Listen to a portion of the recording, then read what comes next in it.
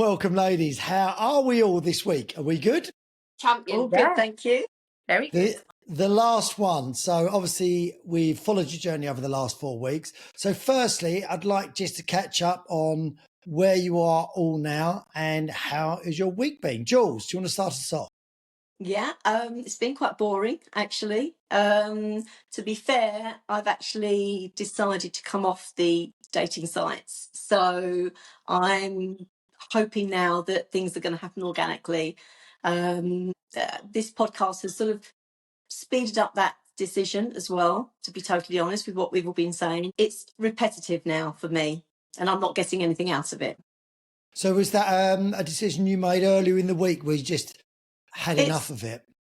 Yeah, it's I suppose because of what we've been doing, I've been making more of an effort, but making more of an effort has made me realise that it's just the same old, and unless Yeah. I'm going to widen my boundaries or go out of my comfort zone, my criteria that I don't want to do, there's nothing really more. And, it's just, is this really what I want to do? So I've just decided to take a break. So Okay. hopefully going out and, the warmer weather's coming and, Yeah.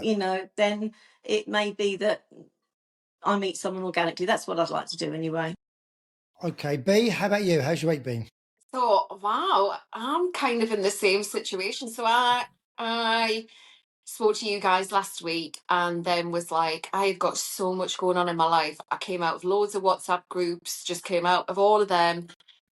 And I did a really huge thing for me, which will be not huge for anybody else. It's just huge for me. But Ali had said to us last week, we were talking about the Cockney, and she was like, why don't you just block them? And I was like, oh, I'm not ready. And then I sat and thought, why am I not ready? What, like, why? Block, delete, emails, messenger, everything. And then I thought, and you know what? And another thing, I don't need to be part of these apps at all. They add nothing but like no value to my life whatsoever.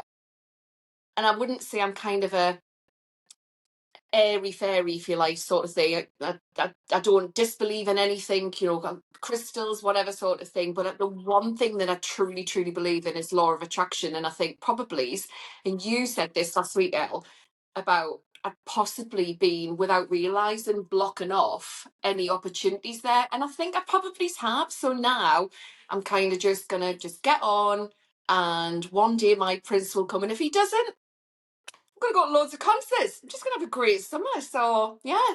But again, I would say the same as you, Jules, that definitely doing this is kind of this.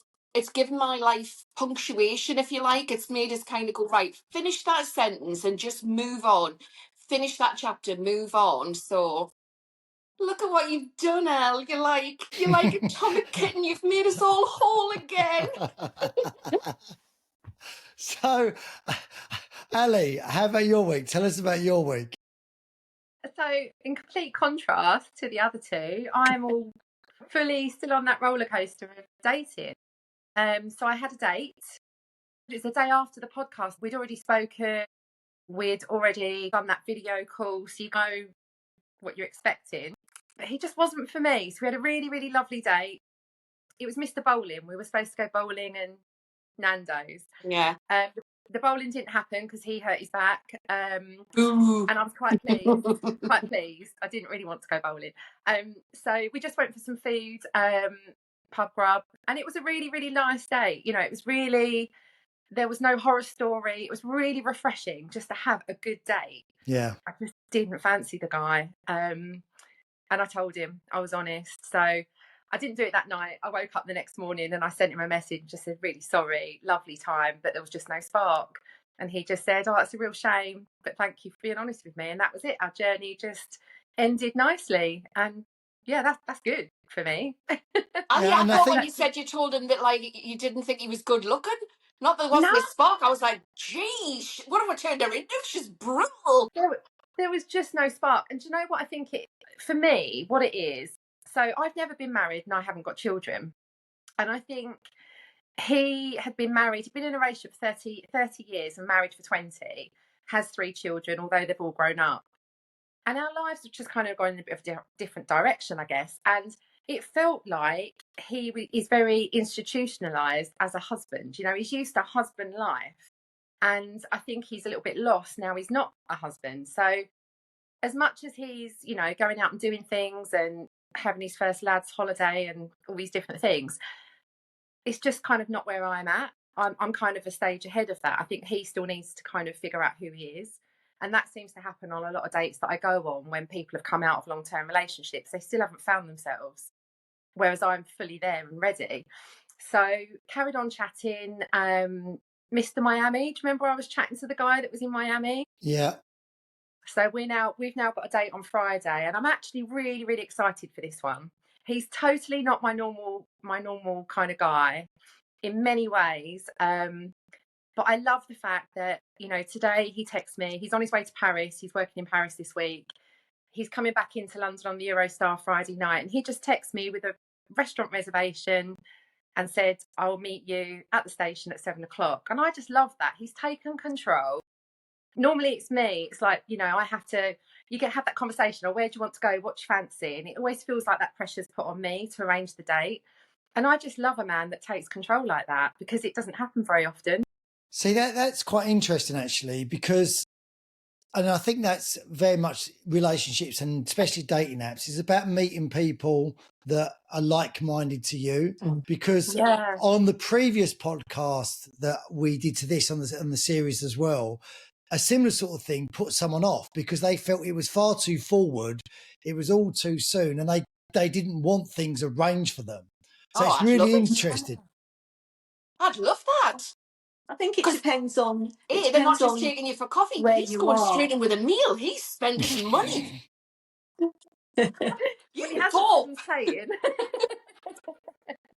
But no, I love that. I found that as soon as I got the text, it just made me think, yeah, this is good. This is a guy that knows what he wants. He knows how to treat a woman. And I was telling my friend about it. I went to the cinema to see the Bridget Jones film, and I was talking to her about it. And she said, Ali, about time that you've kind of upped the ante in terms of the kind of guy you go for. She's like, all the guys that have kind of been in my life, sort of long-term relationships, or even just dating, they're very much just leave it all in my hands. You know, they're not kind of people that would organise things. It would be me suggesting, oh, should we go away for the weekend, or should we do this? And I'm such an organiser, and I guess I'm kind of like that social person in my group. It's just really refreshing that somebody else has gone, here's where we're going, here's the time, just be there. So that's great. My plan is to, in a few weeks' time, we'll meet up again if you're all prepared to do that. And just for people to know in a couple of months where you are actually with your next steps, as it were, and like how you're doing. But it'd be interesting, Ali, because I've done that before and found things really refreshing in people for a short time. And then get annoyed. And then I realised, actually, the reason I've never gone for people like this, because it really annoys. So it'd be really interesting. It'll either be something different that's refreshing, or you find it refreshing and different at the beginning. And the reason that you've always gone for guys that like to be organised is not because they're not doing anything. Maybe it's because you actually like to organise. I do, yeah. But it's more than that with him. So I don't know how to say this in the right way. I guess I kind of, my friends would tell me I don't aim my sights high enough. So, you know, I've changed career now, but I had a really good career and I've got to a really good place in my life. And I seem to meet people that either can't match me, not financially, just in where they are in life. You know, they maybe come out of a long-term relationship and they're coming to the table with nothing. They're living with one of their mates, and my life's a little bit more structured than that, and a bit, because I've never been married, never had the children. So I kind of want someone that can match me and my energy and what I bring to a relationship. It's a little bit more than just the fact that he's organising something. This is a guy that's got a really good career. You know, he's obviously a bit of a go-getter. He's travelled. You know, I love that because I've travelled too. So we've got lots of common places that we've been to, you know, lots of places in common. And it will just create, I don't know, a few more interesting conversations, I guess. A few of the guys I've gone on dates with, we talk about, you know, where we've been in the world. It's no criticism, but they may have been to Europe or something, but I can't share my memories. I love that, being able to look back on something you've done in life and somebody else can go, oh yeah, I've been there, and then you can kind of relive Yeah. that with someone. And so I just think there's things like that I'm just really looking forward to. He really intrigues me. He speaks 2 languages, I speak none. I just about speak English, I'd call it Essex. So I just think, yeah, there's just lots about him that's really, really different. And so I'm just kind of going with it and not going for my usual type, and I'm going to see what happens. So we've got excitement from Ali, from B, and from Jules. Just you've got to a place where you're just happy knowing that it's I think something like I think there's a cycle, as you call it, when you go on these dating apps. I think for anyone that's just about to start or is just thinking about going on dating apps, it's all that excitement, all the pool of men that are there, and you sort of feel like you've got your pick and everything, and you don't really know what you want. You think you know what you want because you come out of you think you know what you want because of what you've cut the relationship you come out of. So whatever it was, you don't want that. You want the opposite. But actually, you need to find out, be happy with yourself. And I think going on that journey, going on dates with different guys, that's when you learn not only about what you want, but the type of guy that you want as well. I think I've realised that I like my own space. I like where I am. I like where I am in my life. And to have someone else in my life, I don't know whether that would be totally right.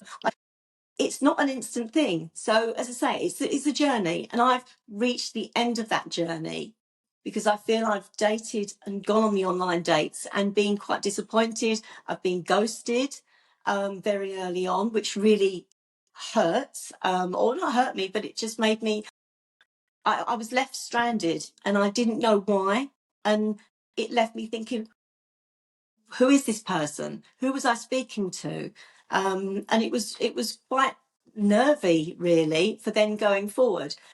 As the old-fashioned corny thing is, you know, you're standing at a bar, you see someone across a bar, you sort of the flirty glances and things, and then it goes from there. That's what I would like to happen. I would like it to happen.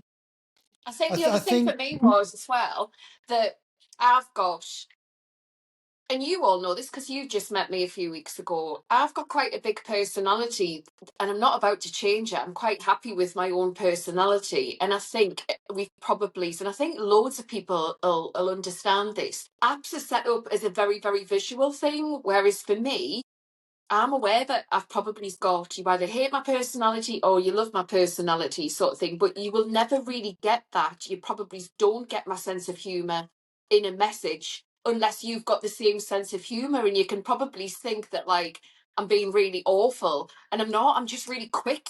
I'm really like quick-tongued and things. So for me, I probably don't come across that well when I'm messaging people, especially if the person on the other end is not a messenger.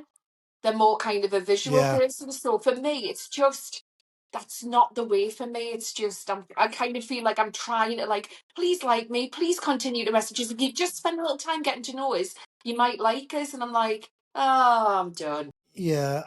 I think if you'd have put the quick tongued thing in your profile, B, that would have helped, actually. Behave. No, so then people can understand that when you're messaging back. I mean, where did your mind go to? Jeez. Don't think that's the type of messaging I'll be getting. I'm going to be honest with you. So we've all had those aubergine photos, and we just don't need them. We just don't need. What do you want me to do with that? So would you say then, for people that are coming out of relationships or using dating apps, it's all about where you are in your stage of life, for one, and your stage of dating? Is that, would you agree with that? You've got to be happy with yourself. You have to be in a good place. Not just because of who you're putting just not because of you know, who you're portraying yourself to be, but also because of the rejection that you are inevitably going to get, you know. And that's one of the things that the guy I met last week said on our date. He said, is this ghosting? does it happen to everybody? Because he's fairly new to the whole online thing. And I Yeah. said, yeah, it happens to everybody, you know. It doesn't matter who you are, whether you're some kind of model, you know, it will still happen. And I think you have to be in such a strong place, kind of mentally, to be able to say, I don't care what a stranger on the internet thinks, you know, I know what I am and what I can bring to the table, and not let that get you down. When you're later in life, and I know you haven't got kids, Annie, but when you've had a relationship, had a marriage, you become out of a marriage and you've got children, then that's a big thing to do that anyway, Yeah. to end the marriage and to have the children involved. Do you think that you're going to find this sort of pot of gold at the end of the rainbow? It's going to be there, trying to find someone. It soon becomes reality that it isn't as easy to find someone who is going to match you with what you've got with you, or what you're bringing with you to the table. Yeah. And that becomes very apparent. And do you know what? I think people that have got children as well, because I have this when I talk to all my friends, they all say to me, but Ali, you're just so happy and you've got a great social life. You know, my mum says it to me every Christmas. She's like, oh, you know, what are you doing for Christmas this year? What friends are you with? Where are you going? And but the reality of it is, I think it is different when you haven't been married and had, well, not even the marriage thing, but because I've had long-term relationships. But I think when you haven't got children, it's not a fear. I don't have a fear, but I don't want to be on my own. I don't want to I don't want to be that person that goes into an old people's home and I've got no one coming to visit me because, you know, my family, you know, my mum would no longer be here. You know, I want someone to share life with. And I think when you've got children, especially when you're children of a certain age, where probably like you, Elliot, you can socialise, you know, with your son, and you don't necessarily have such, I wouldn't call it a void because my life is very, very full. But I know that, you know, in the later days of life, there won't necessarily be someone around me. I don't have children that are going to come and visit me. I think maybe what children do is give you a sense of security. Yeah. But sometimes I think that may be a false sense of security. Yeah, true. Because you know, you think they're always going to be around, but the reality is they're going to have their own life. Yeah. So they're not always going to be in your life. And I think to your point, Jules, I think finding this pot of gold, I don't think it's not there. I just think it's hard to find, and that's why it's a pot of gold. So it's not on every corner. And I think maybe the trick is learning to finding out what you don't like in people and just enjoy it as a bit of a journey and think, right, I'm going to meet 15 people I don't like, but I'm going to have a great time doing it. And then I'll see where I am after that. And I think for me, looking back on my dating history, I've met some great people and had some great times. Some of them have been car crashes, but they've been quite nice car crashes in some ways. And you do learn a lot out of it, I think. Yeah. Oh, definitely. Absolutely. 100%. The journey has taught me, as I said to you, it's taught me about myself and what I want, but also what I'm looking for. What I was first looking for is different to what I've ended up looking for. Yeah.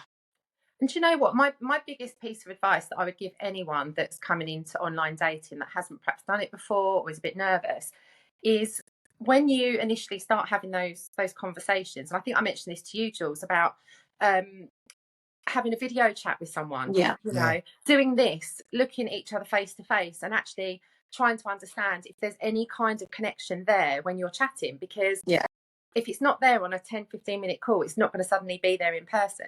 So I think for me, that has certainly changed the way I date. You know, one of my male friends said to me last year, Ali, you're going wrong. You know, you're chatting to them, then you're disappointed when you meet them. Do the video call, you know, just put 10-15 minutes time. And it has really, really cut down that kind of walking into a bar and going, is that him? Is that really him? Doesn't look like his pictures, you know, it rules that out and you just get a vibe, I think. Yeah, it's not foolproof, but it definitely helps. So where, in terms of moving forward then and this experience, how have you found, maybe not hoping that this experience has helped you all in even if it's a teeny weeny way, but how have you found the whole experience of doing this and actually diarising your your journey on the last 4 weeks? I've loved it. Yeah. I've loved Yeah. it. I think I've learned a lot, and like I say, an important thing for me in life, just in general, not even for dating, is punctuation. Like punctuating your life is so important, and think we sometimes forget to do that. So for me, I've absolutely loved it. It's been mint.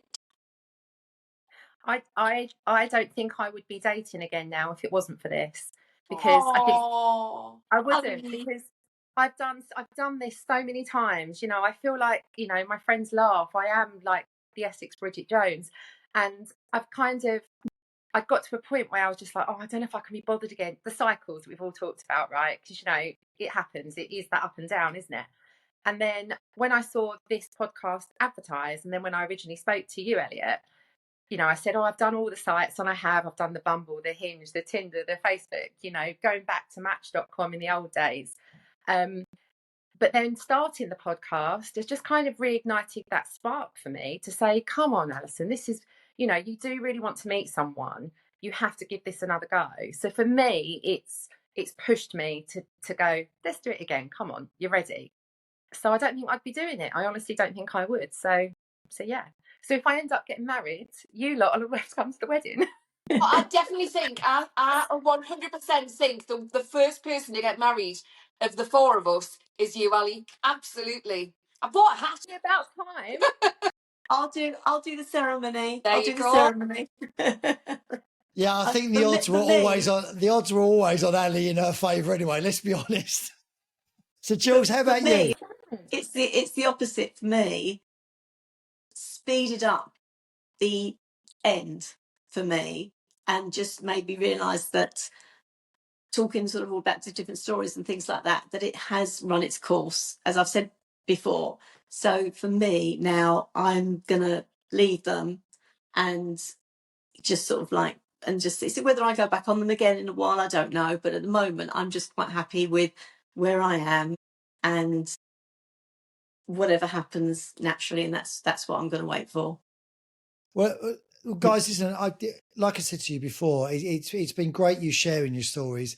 And one of the things that drove me to do these little mini series of the podcast is, I think what's most important is actually speaking to people that are in the same situation as you, because as you said just now, Ali, like when you speak to your friends, they think you're the Bridget Jones, and that can be half the problem, is that you're surrounded by people that don't get it. Like they don't understand, and they're like, "Oh, are you with someone else? Oh, you met someone else?" And you get embarrassed in the end telling people, "I've had a date with someone." They're quite nice because then they go, "Yeah, but it's not going to last," and it probably won't. But that's the reality of dating, and it's really nice speaking to people I found that get that part, and they get that you might be seeing a guy for 2 or 3 weeks or a girl for 2 or 3 weeks, and you may get really excited, and then it may be an end just like that, and then there'll be someone else, because that's what you have to do. You have to kind of keep going with it, whether it's on dating apps or meeting people organically, because it's a lot harder. Because like you said, Jules, and you said, Ali, and you've got your life, you've got, whether it's your house, your children, everything else, and trying to find another bit of a jigsaw that fits into that little space of a jigsaw that you've got. It's quite hard, and you can squeeze things in for a little bit, but eventually you're going to go, it don't fit, does it? So I think finding people that understand that for me was the purpose of this. It was never about the three of you finding other relationships. It was a lot about you finding, hopefully, relationships. I did a little survey. I put a survey out to all my fellow celebrants, and it was around about 67% of their couples met online. So for anyone, hopefully it's not putting anyone off, because it does, you can meet someone. And so, as I say, I've had a lot of my couples meet online, have met online. I think the big thing, what are the ages though, Jules? Probably around about sort of the late 20s. Yeah, and that's why they've met online, because they've grown up with, they have grown up with that being their way that they meet people. Yeah. Where I think most of us, and especially when you got older, we've actually experienced that walking around doing laps in a nightclub, going to a bar. And I do wish that they could have experienced that, because they were the best times ever. Yeah. And I think nostalgically, it's like we look back on that, wishing for that to happen again. And we're trying to get to grips with this new way of meeting people. And it's for us, it's not the same. For those guys that you're probably speaking to, Jules, that's the norm for them. Unfortunately. Yeah, that's true, especially with COVID, I suppose, as well. It is since COVID escalated that. But I mean, it's where you're trying to sort of, like, say, turn back the clock and nostalgia. The years are slipping by too quick, you know. So when you're sort of like a certain age, and not desperado, but it sort of can sometimes get to that stage where you feel like that, which is not nice. Well, anyway, guys, listen, we're coming to the end. So for me, this is a beginning of a journey that hopefully the three of you, I know you've now got a breakaway WhatsApp group, which is quite hurtful, but there we go. You put us on mute all the time. You're like, them damn girls. I don't know how to put the stuff on mute. So I don't. But no, and that's what I'm most pleased with for the three of you, that you've now found other relationships as well. But we're going to catch up in a few weeks' time if you're all happy to do that. Yeah. And just find out where you are generally, whether it be dating in life and with each other, and that'd be great. But a sincere thank you to you all for sharing your journey. I hope everyone's enjoyed it and loved watching 50 Shades of Grey. I'm so pleased you have, guys, and we'll catch up. Make sure you subscribe and follow, and we'll see you soon. Take care. Bye-bye.